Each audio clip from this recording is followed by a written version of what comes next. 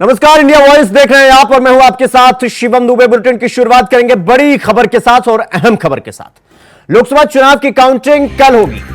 Counting centre पर पूरे इंतजाम कर लिए गए हैं। प्रत्याशी और उनके एजेंट वहीं पर मौजूद रहे। गर्मी को लेकर टावर एसी की व्यवस्था कर दी गई। डॉक्टरों की टीम भी मतदान स्थल पर मौजूद रही। आपको बता दें कि सुबह 8 बजे से काउंटिंग शुरू होगी और निर्वाचन आयोग ने भी इसकी पूरी तैयारी कर ली है। तो डॉक्टरों की टीम भी मतगणना स्थल पर मौजूद रहेगा।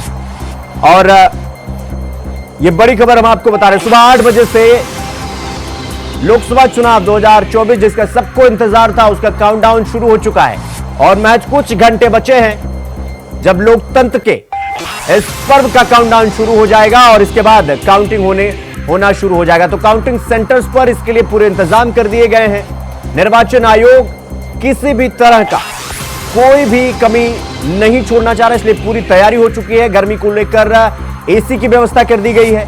प्रत्याशी और उनके एजेंट बूथ पर मौजूद रह सकेंगे। काउंटिंग सेंटर पर पूरे इंतजाम किए गए हैं और हर तरह की हर व्यवस्था कर ली गई। तो बस इंतजार है कुछ घंटों का, जब काउंटडाउन शुरू होगा और काउंटिंग भी शुरू होगी। काउंटडाउन शुरू हो चुका है, काउंटिंग का समय बाकी है। तो काउंटिंग सेंटर्स पर हर तरह की व्यवस्था हो चुकी है। तो लोकसभा चुनाव की काउंटिंग कल सुबह 8 बजे से शुरू होगी और काउंटिंग सेंटर्स पर पूरे इंतजाम कर लिए गए। लोकसभा चुनाव की काउंटिंग कल सुबह 8 बजे से शुरू होगी। काउंटिंग सेंटर्स पर पूरे इंतजाम कर लिए गए हैं। आपको बता दें कि प्रत्याशी और उनके एजेंट, बस दो ही लोग, प्रत्याशी और एजेंट, मतगणना स्थल पर मौजूद रहेंगे। किसी भी प्रकार की कोई भगदड़ ना हो, किसी प्रकार का कोई बवाल ना हो, इसके लिए प्रशासन पूरी तरह अलर्ट है। पूरी तरीके से चाक चौबंद व्यवस्था कर दी गई है।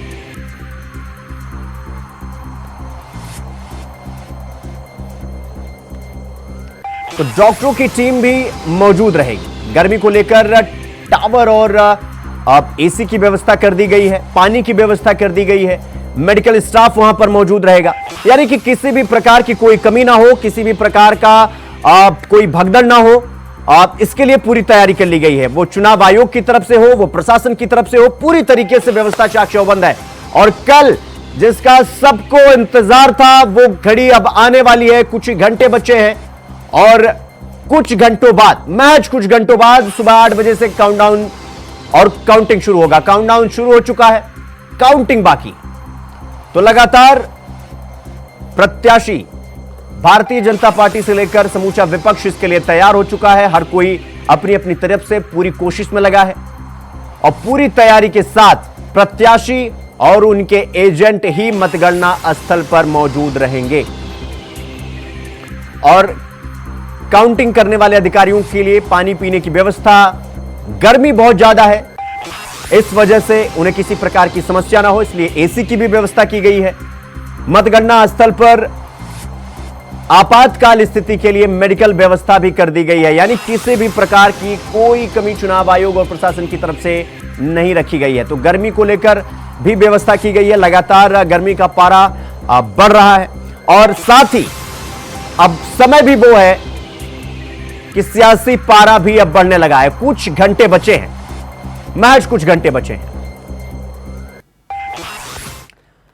तो हमारे साथ हमारे सहयोगी जुड़ गए हैं। कमलेश कुमार हमारे साथ मिर्जापुर से जुड़ गए हैं, अजीत हमारे साथ दिल्ली से जुड़ गए हैं और चंदन वर्मा भी हमारे साथ लखनऊ से जुड़ गए हैं। जयपुर से हमारे साथ हमारे सहयोगी कुलदीप सैनी हमारे साथ जुड़ गए हैं। सबसे पहले कमलेश, मैं आपके पास आना चाहूंगा।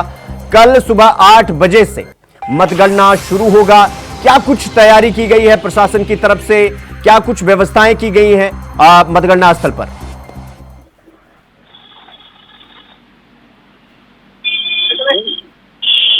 हो ना जी कमलेश, आपको आवाज आ रही है मेरी? आप सुन पा रहे हैं मुझे?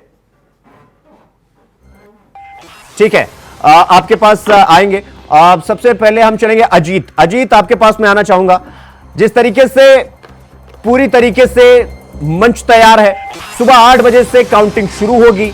क्या कुछ तैयारी की गई है प्रशासन की तरफ से और निर्वाचन आयोग की तरफ से, क्या कुछ तैयारी की गई है, क्या जानकारी आपके पास? देखिए बिल्कुल शिवम, अगर मैं बात करूं, महज कुछ घंटे का समय बचा है जब एक नई सरकार की गठन के लिए जो चुनावी मतगणना है वो शुरू हो जाएगी। आपको बता दें कि कल मंगलवार का दिन है और 4 तारीख है और ये वो तारीख है जब नई सरकार का ऐलान होगा। देखना होगा कि क्या भाजपा एक बार फिर से हैट्रिक मारती है या फिर जिस तरीके से इंडिया गठबंधन लगातार अपनी जीत का दम भर रही थी, तो इंडिया गठबंधन के पाले में जीत की जो है वो खुशी जाती है। लेकिन अगर मैं बात करूं, 8 बजे से सुबह तमाम मतगणना सेंटर पर जो काउंटिंग की जो प्रक्रिया है वो शुरू हो जाएगी और उसके बाद धीरे धीरे जो करके एक एक करके जो काउंटिंग है वो शुरू होगी। लेकिन इस बीच क्योंकि गर्मी का मौसम साफ तौर पर देखने को मिला, तापमान लगातार लोगों के पसीने छुड़ाने का काम कर रहा, तो ऐसे में शासन और प्रशासन की तरफ से भी विशेष इंतजाम किए गए हैं, जहां सुरक्षा व्यवस्था के मद्देनजर दिल्ली पुलिस और तमाम पैरामिलिट्री फोर्स के जवानों को तैनात किया गया है। तो वहीं अगर बात करें अंदर जो प्रत्याशी है वो प्रत्याशी बैठ सकेंगे और उसके अलावा एजेंट को भी अनुमति दी गई है जो कि मतगणना सेंटर में अंदर वो बैठ सकेंगे। इसके अलावा जो अंदर काउंटिंग कर रहे होंगे उन अधिकारियों के लिए चाहे वो पानी की व्यवस्था हो या फिर गर्मी के मद्देनजर एसी की व्यवस्था हो या फिर आपातकालीन के लिए मेडिकल की व्यवस्था हो, ऐसी तमाम जो सुविधाएं हैं वो उनके लिए रखी गई है ताकि किसी भी तरीके से जो मतगणना जो अधिकारी हैं उनको किसी भी तरह की जो समस्याएं हैं वो उत्पन्न ना हो और एकदम सुगम तरीके से जो काउंटिंग की जो प्रक्रिया है वो चल सके। जी शिवा जी। अजीत, आप हमारे साथ बने रहिएगा, हम फिर आपके पास आएंगे। अभी चंदन, मैं आपसे ये पूछना चाह रहा हूँ, ये मैं जानना चाह रहा हूँ कि कल मंगलवार है और हर पार्टी अपना सब कुछ मंगल मंगल ही देखना चाहेगी। सबको ये उम्मीद होगा कि मंगलवार है तो सब कुछ मंगल हो और सब पार्टी की यही उम्मीद भी होगी। आप लखनऊ हैं, यहाँ से रक्षा मंत्री राजनाथ सिंह प्रत्याशी हैं यहाँ पर। क्या कुछ तैयारी है, क्या माहौल है और क्या अनुमान है? आप लगातार जमीन पर बने हुए हैं, क्या लगता है लखनऊ की सीट कहां जा रही? बिल्कुल शिवम, देखिए जिस तरह से राजनाथ सिंह को इस बार तीसरी बार टिकट दिया गया और लगातार से 2 बार के सांसद रहे, अगर जमीनी स्तर पे और बात करी जाए और कार्यकर्ताओं की अगर बात की जाए तो एक बार फिर से राजनाथ सिंह के सर पे ताजपोशी लखनऊ की जनता देखना चाहती है, जिसको लेकर जो प्रदेश की जनता, जो लखनऊ की जनता है वो काफ़ी उत्साहित आज ही से नज़र आ रही है, क्योंकि कल मतगणना होना है और कल मतगणना के बाद जो जीत है, जीत और हार का जो ताज है वो पहनाया जाएगा, जिसको लेकर जो लखनऊ की जनता है वो उसने पूरी तरह से ठान लिया है कि एक बार फिर राजनाथ सिंह को अपना सांसद चुनना है। जैसा कयास लगाया जा रहा था उसको देखते हुए अब देखने वाली कल ये बात होगी कि राजनाथ सिंह के सर पर ताजपोशी होती है। हालांकि जो रविदास मल्होत्रा है वो भी समाजवादी पार्टी से कैबिनेट मंत्री रहे हैं, सपा सरकार में वो भी अपनी जीत का दावा कर रहे हैं और ऐसे में जो राजनाथ सिंह के पक्ष में और जो प्रदेश जो लखनऊ की जनता है वो भी लगातार आज उत्साहित दिख रही है, क्योंकि कल सभी की निगाहें टीवी पर बनी होगी। कल सुबह 8 बजे से ये काउंटिंग होनी और लोगों की जो निगाहें हैं वो टिकी होंगी टीवी पर, क्योंकि राजनाथ सिंह को एक बार फिर से सांसद बनते हुए देखना चाहती है प्रदेश लखनऊ की जनता। तो उसको लेकर तमाम जगह पर जो है कई व्यवस्थाएं की गई है। जो कार्यकर्ता हैं उन्होंने भी जगह जगह अपनी व्यवस्थाएं कर रखी है, वो चाहे भारतीय जनता पार्टी कार्यालय की बात कर लिया जाए, चाहे जो जिले का कार्यालय है, जो जिला का कार्यालय है समाज भारतीय जनता पार्टी का, उसकी बात कर लिया जाए। तमाम जो कार्यकर्ता है वो आज ही से पूरी तैयारी में लग गए, क्योंकि कल सभी को ये मालूम है और काउंटिंग होनी है और सब इसका इंतजार कर रहे हैं कि कब जीत का पर्चा खुलता है और राजनाथ सिंह के सर पर ताजपोशी होती है। इसको लेकर जो लखनऊ की जनता है वो काफी उत्साहित देखने को मिल रही है। जी शिवम। ठीक है, चंदन आपके पास मैं आऊंगा। कुलदीप, मैं राजस्थान का जो टेम्परेचर है वो इस वक्त 52 डिग्री सेल्सियस 54 डिग्री सेल्सियस पहुंच चुका है। सियासी तापमान कल इतने समय तक आते आते राजस्थान में जो गर्मी है ना उससे भी ज्यादा हो जाएगा। मैं भी आपसे यह जानना चाह रहा हूं कि तापमान तो 52 degree Celsius 54 degree Celsius touch कर रहा है राजस्थान में। फिलहाल जो काउंटिंग को लेकर के तैयारी की गई है, क्या कुछ तैयारी की गई है? क्या अभी का क्या तापमान है वहां पर? तमाम सियासी नेता जिन्होंने चुनाव लड़ा और उनका तापमान क्या है, उनकी व्यवस्थाएं क्या है, साथ में चुनाव आयोग और प्रशासन की क्या व्यवस्थाएं हैं कल काउंटिंग को लेकर? देखिए, लगातार राजस्थान के लिहाज से कई आंकड़े सामने आए, लेकिन कल जो 4 जून है, ये कहा जा सकता है कि कल की रात जो सभी के लिए भारी होने वाली है। राजस्थान में 25 सीटें हैं और 25 सीटों पर भारतीय जनता पार्टी तीसरी बार हैट्रिक लगाने की कोशिश में है। लिहाजा कुछ सीटों पर अभी भी पैंच फंसा हुआ है, जिसमें कोटा और इसके साथ बाड़मेर, चूरू, नागौर, ये कुछ ऐसी सीटें हैं जहां पर भारतीय जनता पार्टी के लिए एक बड़ी समस्या खड़ी हो रही है। लेकिन लिहाजा काउंटिंग जब शुरू होगी, क्योंकि हर सीट की कम से कम 20 से 25 चरणों के अंदर जहां पर वोटिंग होनी है और काउंटिंग होनी है, माफ कीजिए, काउंटिंग के बाद ही आखिर तय हो पाएगा कि कौन किस राउंड में आगे रहेगा। लिहाजा इसको देखते हुए राजस्थान के अलग अलग स्थानों पर काउंटिंग की व्यवस्था की गई है। बात राजधानी जयपुर की करें तो कॉमर्स कॉलेज के अंदर इस तरीके की व्यवस्था रखी गई है, जहां पर तमाम व्यवस्थाओं को लेकर खुद मुख्य निर्वाचन अधिकारी प्रवीण गुप्ता वहां पहुंचे हैं।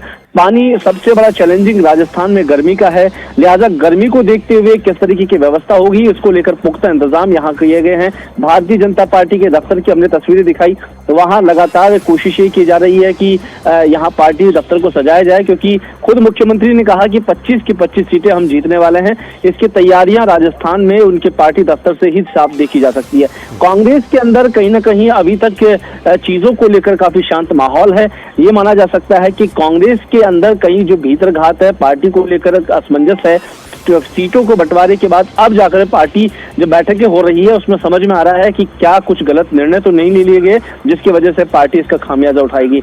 लेकिन ज्यादा टाइम नहीं बचा है। मुझे लगता है कि जो चंद घंटे अब बचे हैं, जो रात भारी की हम बात कर रहे हैं, और मुझे लगता है राजस्थान का जो सियासी पारा बड़ा है, अब जैसे ही सुबह 8 बजे पोलिंग शुरू होगी और धीरे धीरे रुझान आना शुरू होंगे तो सभी की धड़कनें बढ़ाएंगी और जब प्रत्याशी वहां मौके पे होंगे तो ये देखने वाली तस्वीरें होगी कि क्या कुछ लोकसभा के अंदर इस बार कांग्रेस या भारतीय जनता पार्टी का कमल खिलेगा।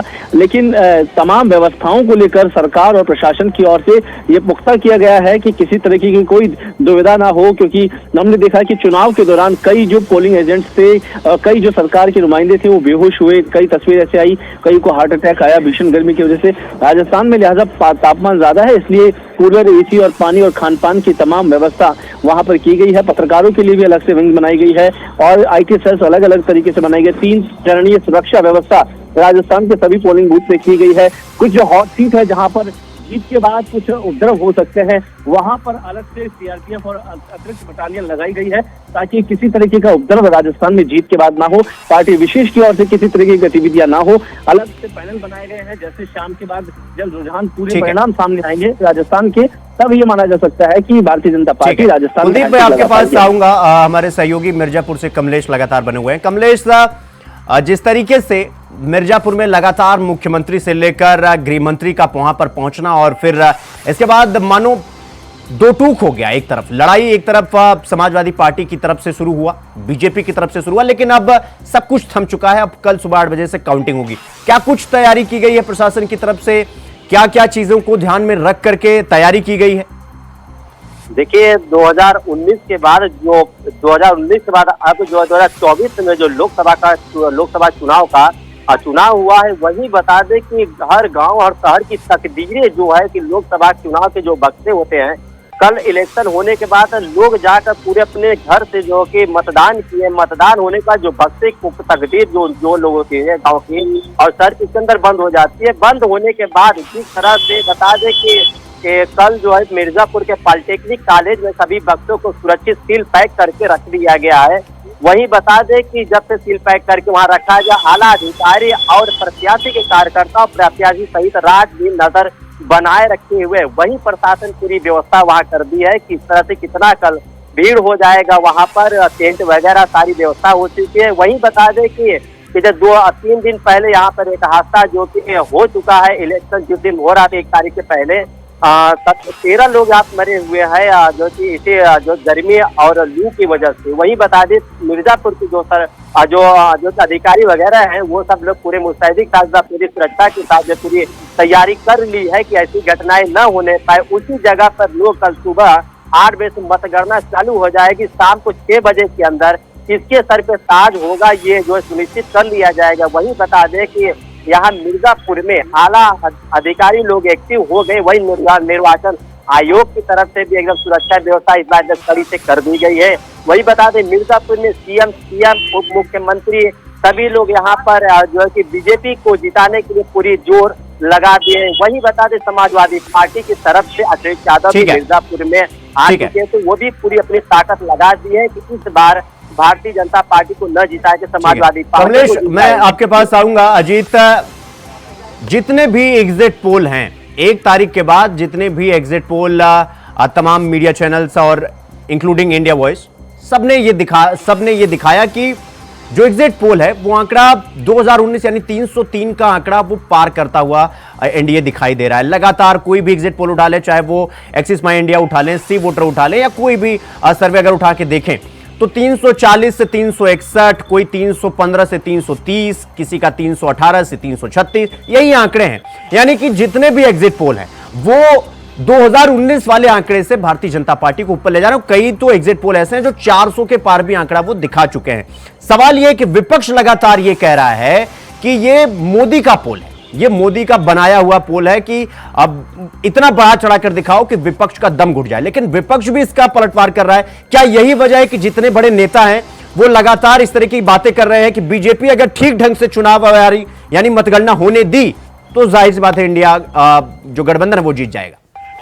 देखिए, निश्चित तौर पर अगर मैं बात करूं कि जिस तरीके से 1 जून को 7वें चरण यानी अंतिम चरण के जो चुनाव संपन्न हुए, उसके बाद जिस तरीके से अलग अलग जो सर्वे सामने आए, ठीक है, वो सर्वे ठीक है। अजीत, आपका बहुत बहुत धन्यवाद हमसे जुड़ने के लिए और जानकारी साझा करने के लिए। कमलेश, आपका भी बहुत बहुत धन्यवाद। और कुलदीप और चंदन, आपका भी बहुत बहुत धन्यवाद हमसे जुड़ने के लिए और जानकारी साझा करने के लिए। तो खबरों में आगे बढ़ेंगे एक और बड़ी खबर के साथ। दिल्ली से बड़ी खबर आ रही है। सुप्रीम कोर्ट में मनीष सिसोदिया की जमानत अर्जी और पूर्व deputy CM Manish Sisodia supreme court पहुंचे। सिसोदिया ने सुप्रीम कोर्ट से जमानत की गुहार लगाई है। जमानत की मांग करते हुए हाईकोर्ट के फैसले को चुनौती दिया है। मनीष सिसोदिया फरवरी 2023 में 23 से जेल में बंद है। मामले में सुप्रीम कोर्ट में 4 जून को यानी कल सुनवाई होगी। तो दिल्ली से यह बड़ी खबर हम आपको बता रहे हैं।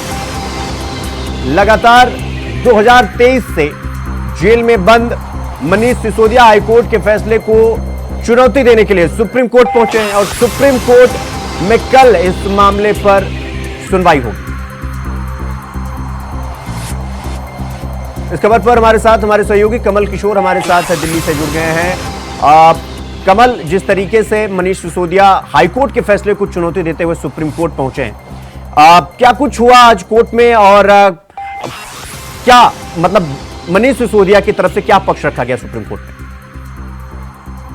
देखिए, मनीष सिसोदिया ने दिल्ली हाई कोर्ट से जो जमानत की वो खारिज हो चुकी है। आपको बता दें कि मनीष सिसोदिया ने ईडी और सीबीआई दोनों मामलों में कोर्ट से जमानत मांगी थी, जिसके बाद मनीष सिसोदिया की हाई कोर्ट के अंदर जमानत को है जो खारिज कर दिया गया। अब देखना ये होगा कि मनीष सिसोदिया की जो सुनवाई है अब वो कल मंगलवार को होगी, यानी कल मंगलवार को। और कल आपको यह भी बता दूं कि कल लोकसभा चुनाव के नतीजे भी आने वाले, जिसके बाद जब देखना होगा कि न्यायमूर्ति अरविंद कुमार और न्यायमूर्ति संदीप मेहता के इस बेंच में जो है इनकी सुनवाई करेगा। मंगलवार को ये जो है मैंने बताया कि कल इसके नतीजे भी घोषित किए जाएंगे। कहीं जांच एजेंसियों के अनुसार शराब नीति में कोई बदलाव आए, इसके लिए कोई लाइसेंस धारकों में कोई पहुंचाया गया, जिसके बाद हाई कोर्ट में अब ये बताया कि कल जो है मनीष सिसोदिया की सुप्रीम कोर्ट की कल सुनवाई होगी। कमल, जिस तरीके से 2023 से ही जेल में बंद हैं मनीष सिसोदिया, लगातार हाईकोर्ट में सुनवाई हुई और इसके बाद तारीख पर तारीख का सिलसिला लगातार चला। क्या वजह है कि मनीष सिसोदिया को हाईकोर्ट के फैसले को चुनौती देते हुए सुप्रीम कोर्ट जाना पड़ा? क्या उन्हें यह लग रहा था कि फैसला आने नहीं वाला, इसी तरीके से तारीख पर तारीख मिलता रहेगा?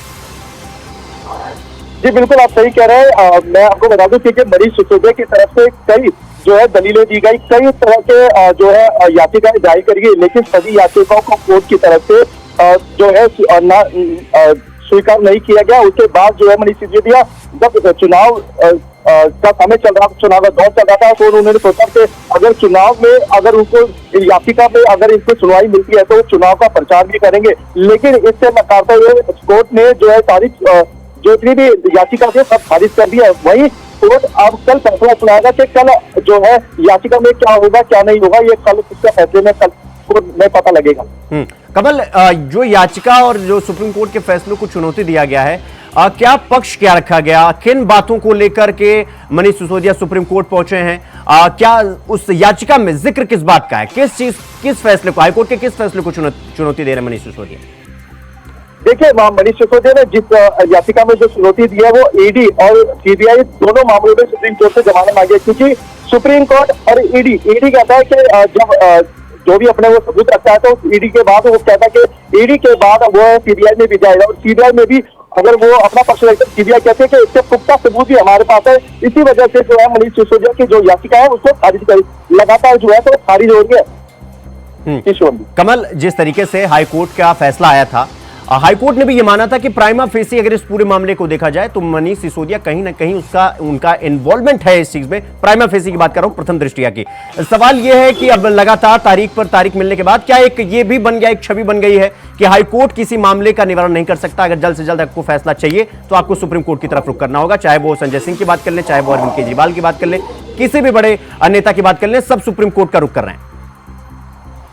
बिल्कुल, देखिए जितनी भी याचिका थी, चाहे वो मनीष सिसोदिया हो, चाहे दिल्ली के मुख्यमंत्री हो, सभी ने जो है याचिका डाली थी, लेकिन जब भी याचिका हाईकोर्ट की तरफ से जब याचिका खारिज होती है उसके बाद सुप्रीम कोर्ट का रुख करते हैं, तो कहीं ना कहीं लोगों को यह लगता है कि सुप्रीम कोर्ट में उनके जो है सुनवाई होगी और उनका निवारण निकाला जाएगा। ठीक है, कमल, आपका बहुत बहुत धन्यवाद हमसे जुड़ने के लिए और इस पूरे मामले पर जानकारी हमारे साथ साझा करने के लिए।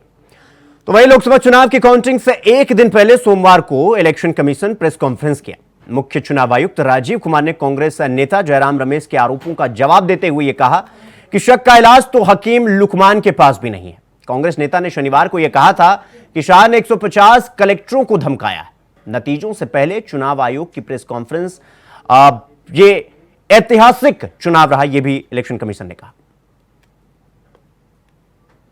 Created a world record of 642 million proud Indian voters. This is a historic moment for all of us, for the nation as a whole. 642 ever, anywhere in the world, in any of the electoral exercise. That's what is the number of voters. And this is, just to give you some small statistics, this is 1.5 times of the voters of all G7 countries. US, UK, France, Germany, Italy, Japan, Canada, all put together. We are comparing voters, not electors. And it is 2.5 times of the voters of 27 countries in the EU. That has been the incredible power of the voters of India. There are 312 million proud women voters. This is also the highest ever in the world. It is larger than the 2019 elections, both the total and the women voters. So this, we feel, is the moment that we must cherish, we must celebrate, and we want to give them a standing ovation to all our voters by this. I would ask all of you to join and these are all our voters. 58.58% overall turnout and in Valley 51.5. हमने जो आंखों में चमक है, जो भविष्य को लेके चमक है, जो डेमोक्रेसी में पार्टिसिपेशन को लेके चमक थी, जो क्राउड थी, जो भीड़ थी, उसमें हमने उसको देखा है। And what has not gone into it. जब हम चुनाव कराने के लिए गए थे मार्च 12-13 में, तो प्रश्न पूछे जा रहे थे हमसे, हर समय प्रश्नों का जवाब देना पड़ता है कि आप साथ साथ क्यों नहीं करा रहे हैं, वो कब कराएंगे। उस समय जवाब दिया था हमने कि कराएंगे, सही समय पे कराएंगे, जरूर कराएंगे और अब कराएंगे। अब इस फाउंडेशन पर बिल्ड करेंगे। We understand that people are ready to democratically decide their future and we salute all of them. We changed the policy for Kashmiri migrants so that they can also vote and their voting was also recorded. This is one of the general elections where we haven't seen violence. आपको याद होगा किस तरीके की violence हम देखते थे। J&K, LWE areas of Jharkhand, Chhattisgarh, Odisha, Maharashtra, Manipur, Tripura, West Bengal. It's not an easy job to do it. It requires 2 years of a strong preparation. And आज आपके सामने में रिपोर्ट करने का ये भी पर्पस था कि ये सारा का सारा एफर्ट कहीं खो ना जाए। आपको एक बार दिखाएं तो कि क्या हुआ है। एब्सोल्युटली दिस टाइम अगर आप राइट साइड में देखते तो सारे टीवी भरे हुए होते थे कि वायलेंस वायलेंस वायलेंस, एक छोटी सी वायलेंस होती थी, पूरे दिन ट्रिगर चलता था। कोई ट्रिगर नहीं चला इस बार। फिर एक माहौल बनाया गया कि देखिए ये मतलब कैसे हो सकता है ऐसा। तो बुलेटिन में फिलहाल अभी के लिए बस इतना ही। देश और दुनिया के तमाम खबरों को देखने के लिए देखते रहिए इंडिया वॉइस। नमस्कार।